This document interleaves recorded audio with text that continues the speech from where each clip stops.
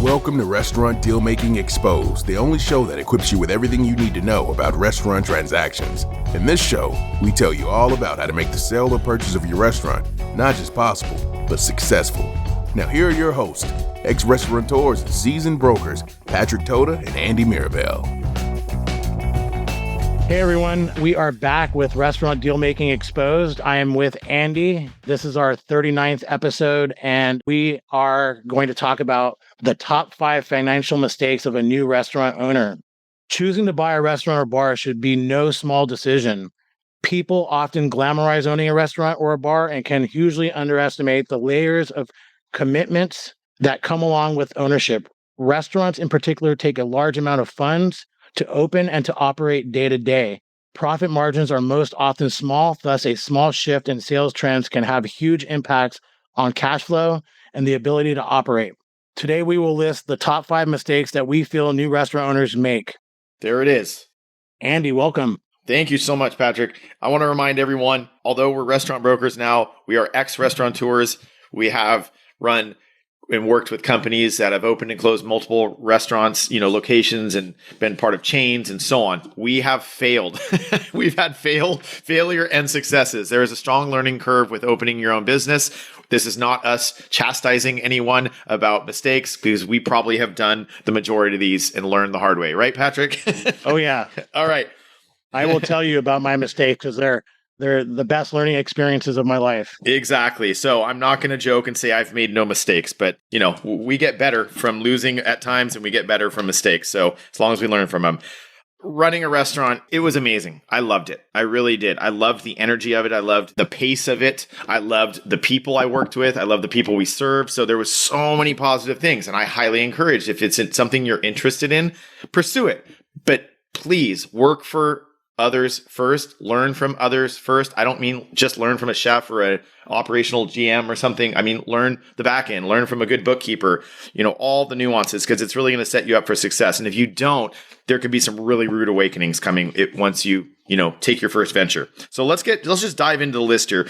What do we put as our first item? Yeah, I think one of the most important things is, not underestimating the startup capital that you need and the working capital that you need. Again, I speak from experience. When I bought my first restaurant, me and my cousin / partner, we put all of our money into it. And when we started up, we had a little left over after we purchased the restaurant, bought our inventory.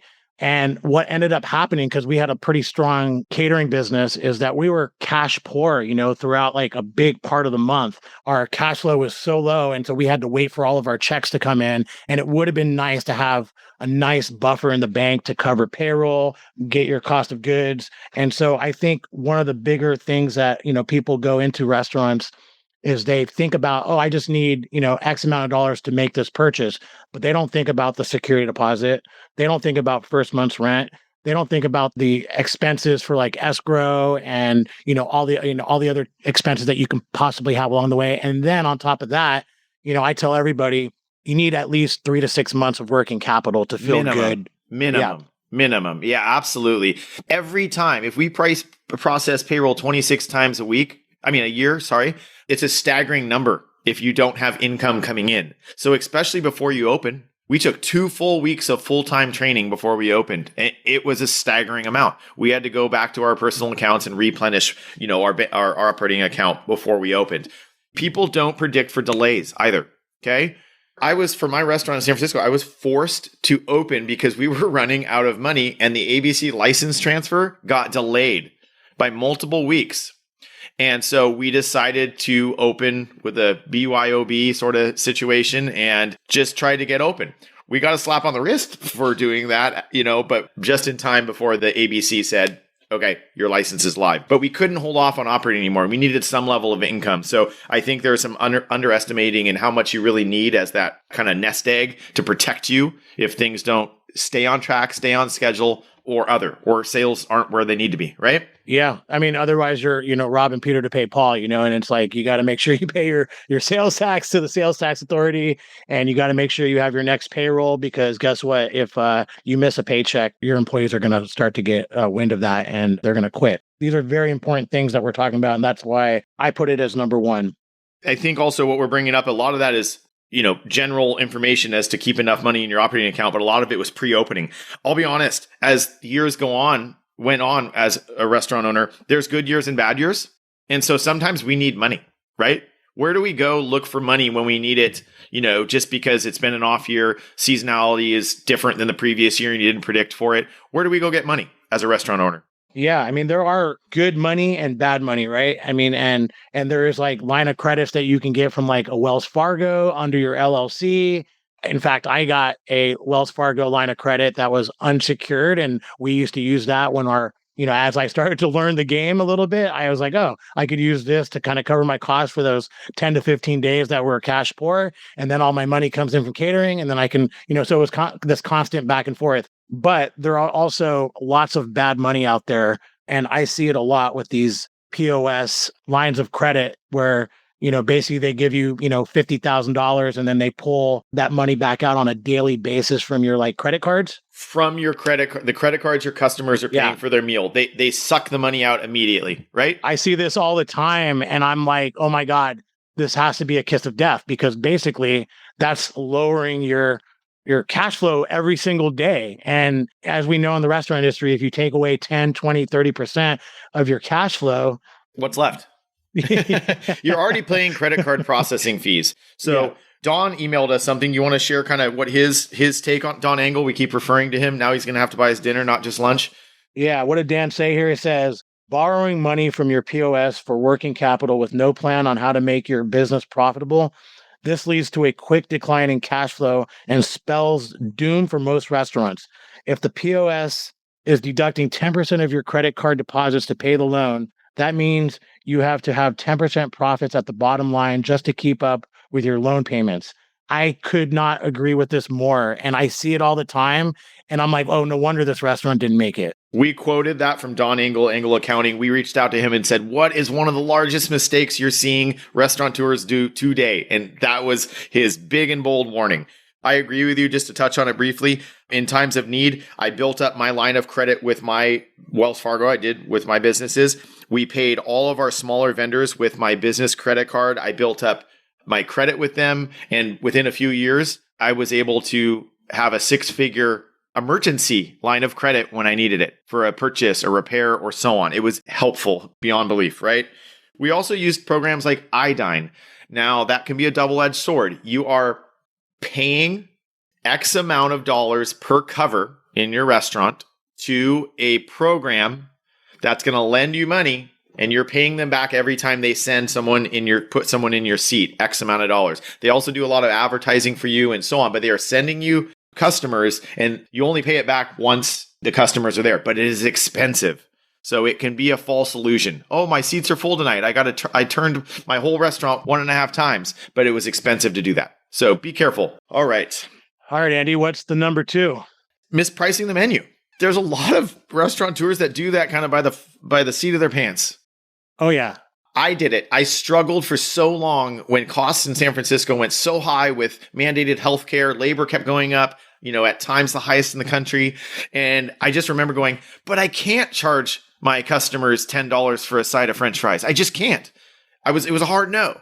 Yeah. But guess what? That's a good margin product. I needed to raise my prices. That's just an example I'm using, but it's okay to feel like you're looking through the lens of your customer and saying, I don't want them to think we're too expensive. But the reality of keeping your doors open and paying your bills means that you need to use real math to price out your cost of goods and know how to price menu items by the amount of ounces of fish you put on the plate, by the amount of veggies that you're using from your seasonal veggie producer, whatever it is. You need to be smart about it. And you might want to resource an accountant to help you do it if you don't know how to do it, right? Yeah, I would argue that a large percentage of restaurant owners do not price out their menu. I think it's like 70, 80% plus. Like, I think most people either take over a restaurant and start as like a starting point and then just maybe raise it every now and then, like from the hip, like, I think I'll go up 7% or something like that, right? Or like they look at other menus and they're getting the prices from that. I would argue that, and I tell this to people all the time, like, let's say you were to raise your prices, and because a lot of people I think are really, really scared to raise their prices because they think that they're going to alienate their customers. But what if you actually raise your prices and you do lose some customers and you still make more money? Because if you're pricing things correctly and you lose a couple percent, the difference that you're making is still more. And you actually may have, maybe you need less staff members because I mean, I'm just making an argument here that, losing customers doesn't have to be a bad thing if you're actually making more in the long run. No, I totally get what you're saying, and I agree with it. This is a big topic we've had on. We talked about it in our recent quick service restaurant episode, but commissions for third-party delivery apps. Okay. This sector of the restaurant world has absolutely exploded since 2020, right? I mean, just bananas. But so have the rates that these third-party apps charge the restaurants to pick up their food, advertise their menus, pick up their food, and get it to the customer. So we've seen the commissions for these third-party apps fall in different places on P&Ls. And you can't hide them. You're paying them. They're 15, 20. I've heard 30% on some of these. It's a huge amount. And it really can make certain restaurant dishes and certain restaurants, they're not making money on this stuff. Am I wrong? I think some people have taken it upon themselves to learn how to make money on it. True. And I think a large percent of the restaurants are again, just being taken on a ride, and they get that check at the end of the month for their total DoorDash. And they're like, oh, $3,000, right? Yeah. How much work did we put in to send out the $20,000 worth of food? How much of that big check is actually profit? Is it 5%? Is it 3%? Is it, Yeah. I do wonder. And I think it's a major, major problem. And I think people really need to understand how much they're making. And again, if you're costing out your menu and then also on top of that, taking commission into consideration, then you truly know how much you're making on this item and that item, right? Yeah. And I think our friend from World Wraps, he really pointed it out. He's like, this is a cost we are okay with. It blew my mind when he stated that the amount they pay for third-party delivery apps trumps the rent they pay at the location. I had not heard that stat. We always think rent, labor, those are the two highest things we deal with. I'm shocked to hear that. And he's in a really high-end mall, so his rent is not expensive. Cheap. Yeah, exactly. So anyways, just know what you're getting into. These things can be very beneficial, especially to QSR restaurants and such, but know what you're getting into and know how the cost breaks down. Know where to put it on your P&L. Talk to your bookkeeper about that. The other thing that I want to point out is throughout the year or throughout the years, there are sometimes things remember last year when we had that whole egg situation where, eggs used to be $30 a case or 20. I seen them as low as $20 a case, and they went up to 150 or $200 a case, right? Yeah. And I've seen businesses make no adjustments for that. So basically during that 3 to 6 month period, and let's just say you're a diner or a breakfast spot and you've made no adjustment for, this price of your main ingredient going up, you've just taken a pay cut for that period of time, basically. Huge, because of that one ingredient. It may be an important ingredient for a breakfast or brunch place, and you use a lot of it. You got to make adjustments.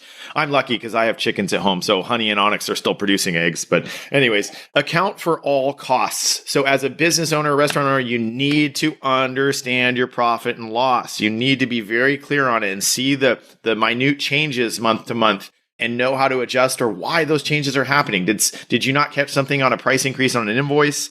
Did you overorder, underorder, whatever it may be? Know it. Understand what your controllable costs are and be always aware of what your uncontrollables are, your fixed costs. And I think we see so many different kinds of accounting and P&Ls from our clients, and it's fine to have differences from business to businesses. But there's a lot of things when you're getting into ownership of a new restaurant that you don't think about. Maybe you didn't think that you're going to be paying thousands of dollars a month to rent your dishwasher machine and your bar dishwasher machine. Maybe you didn't think of that. Maybe you didn't budget for minimum 1% of sales to go to repairs each month. Because I promise you, as the restaurant gets older, you're going to have some big $10,000, $20,000 repairs that you just didn't prepare for or didn't budget for. Yeah, right? I don't think a lot of people are budgeting for anything. The other thing I want to just go back a second is vendors. I can't tell you how many times I would look at my vendor list and on items that I knew I was quoted a different price and that was all of a sudden more expensive. I would have to look at my invoices every single time that they came in. I would go and scan through it. And that could be a job in itself. And I could tell you so many times where I had to call my my guy there and, hey, this price is incorrect. Oh yeah, let's get that worked out for you. And if you don't pay attention to your invoices, that are coming in daily, you are getting overpriced. And that's the start of the whole thing right there. It's okay. And also, listen, I'm not very tech savvy. I'll admit it. I'm a guy who writes things on Post-its and so on. And like you just said, Patrick, I would make photocopies of all of my invoices, put it in my box in my office. And at the end of the month, I would go through all of my photocopies and make sure that those prices stayed the same on my inventory sheet each month. Now, as I got more complacent, older, the place was running more smoothly. Do you think I did that every month? No, I got lazy. I wanted to open another restaurant. I wanted to see my kids and actually spend some hours at home, but I didn't. I got away from that. I recall not catching those things and how it affected me. So try to be diligent about it, right? And maybe we can do a whole episode on this, but I bet you can use AI to help you with that at this point. Yeah. What's AI? No, I'm just kidding. All right. He was a really good basketball player. He's very, very, very, very quick there, Patrick. All right, let's move on to number 3. We kind of touched on it a little bit, but let's dive in a little deeper. Yeah. So poor cost control. I think one of the major things of owning and operating a restaurant is, your controllables like labor, cost of goods, and other controllable costs, right? You have absolute control on these. Like, for instance, rent, it's going to be X amount of dollars for the entire year. And then next year it's going to go up by whatever, percentage. And that no matter what you do, there's no way you're going to be able to control that, right? Well, labor, cost of goods, you have absolute control of these two things, right? And you need to manage them on a daily and hourly basis, especially labor in today's time. It's so expensive. And if you have that extra person every single day that you just didn't cut because you don't need, or it adds up to $30,000-$40,000 a year. I mean, for a dishwasher, if you're not managing right.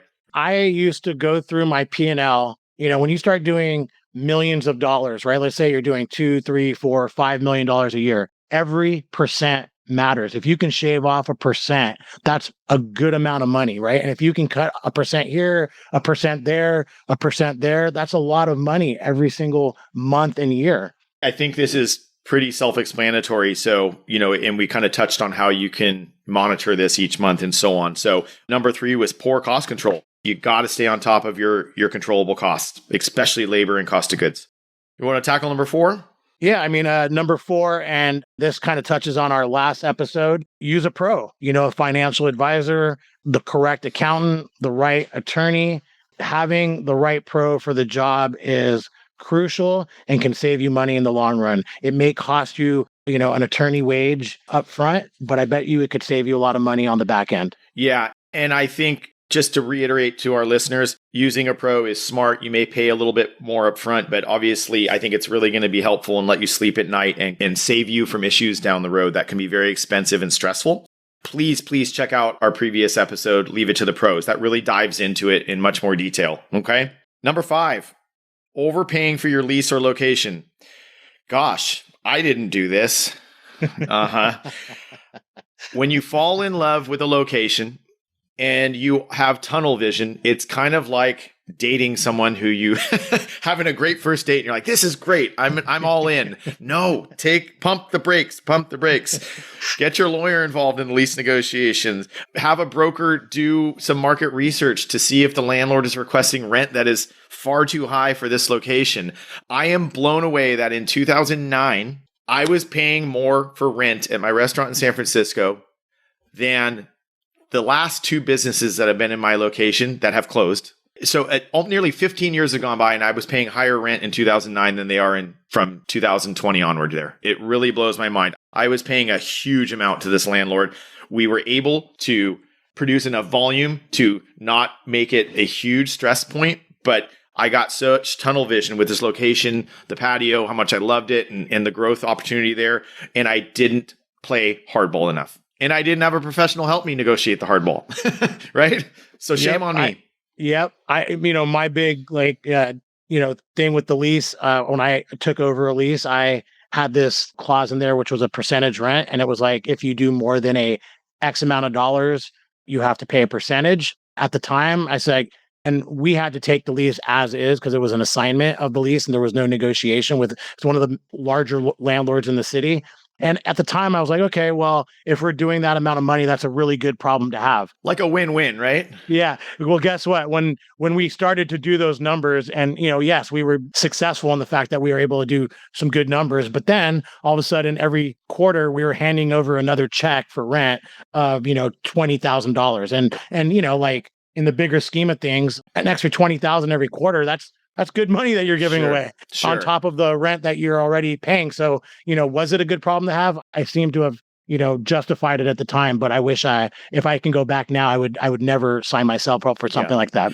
Let's back up on that detail. I love that example you just used, but there are situations where a hybrid, base rent, percentage rent are fantastic. If your base rent is below market and then the percentage rent kicks in at a very respectable gross revenue volume, then this can be a win-win. And that sort of structure may show you that you have a landlord that is more of a partner than just someone, trying to grab the extra dough. I guess then I would just say that, given that there's probably like with these percentage rents, and yes, it does show that the landlord is willing to see this thing out and be a partner. However, since there's a minimum base rent, so there's a floor, I feel like there should also be a ceiling, right? Like, because if you just give them in perpetuity percentage rent and you start doing, $5 million a year, you're handing over a lot of money. Yeah, true. All right. Well, I think we really summarized the top 5 for us. Do you want to go down the list just so we can remind our listeners what our top 5 were for the day? Our top 5 mistakes a new restaurateur can make? Yeah, let's do that. So number 1, top financial mistakes of a new restaurant owner. Number 1 is going to be underestimating your startup capital and working capital needs. Number 2, mispricing the menu. Number 3, poor cost control. 4, use a pro. And number 5, overpaying for your lease or location. Great. So here's a question for you, Patrick. Which of on our top 5 list, which was the one that you violated the most when you opened your own businesses? You had to go there. I'm going to have to ask you the same question, Andy. I would say, gosh, that's a hard one for me. Number 1 is obviously I started a little bit behind on the working capital. And so I would say number 1, but I was able to correct it later on. And number 5, I guess, given that I signed myself up for a lease it was a great location. I got caught up with the location and everything like that. And so the percentage rent thing, now I would never do that. Yeah. And how about you, Andy? I'm going to do this 2 ways. I'm going to pat myself a little bit on the back because I really worked for, 15, 20 years with other very, very reputable restaurant brands, high-level chefs, chains, and so on. So I really felt I had the cost controls, the menu pricing, and all those things under control. And I feel like that was a successful thing that I did in opening my restaurant. I was ahead of the curve on that. However, I was young. I had much more testosterone and muscles and hair at that point, and I did not use the pros. I thought I could negotiate my own lease with this big time landlord. I did not use the pros. So I violated number 4. I violated number 5. Use the pros, overpaying for my lease. Okay? Those 2 are very related. So there it is. Thanks, guys. We've exposed ourselves a little bit today too, but thanks for listening to Restaurant Deal Making Exposed. Have a good day. If you enjoyed today's show and don't want to worry about missing an episode, you can follow the show wherever you listen to your podcasts. And if you found today's episode interesting or useful, please share it with someone you think would benefit and consider leaving a rating and review. Reviews help restaurant owners or buyers just like you discover this podcast and benefit from the important topics covered in the episodes. Your opinion matters to us as a listener, so feel free to leave topic suggestions and feedback for us, as we will use these to tailor the episodes to you and help you get the most out of listening. Thank you all for listening to this week's episode of Restaurant Deal Making Exposed. If you're considering selling your business and would like a free consultation, reach out to Patrick and Andy at therestaurantsalesbroker.com or visit www.therestaurantsalesbroker.com to learn more.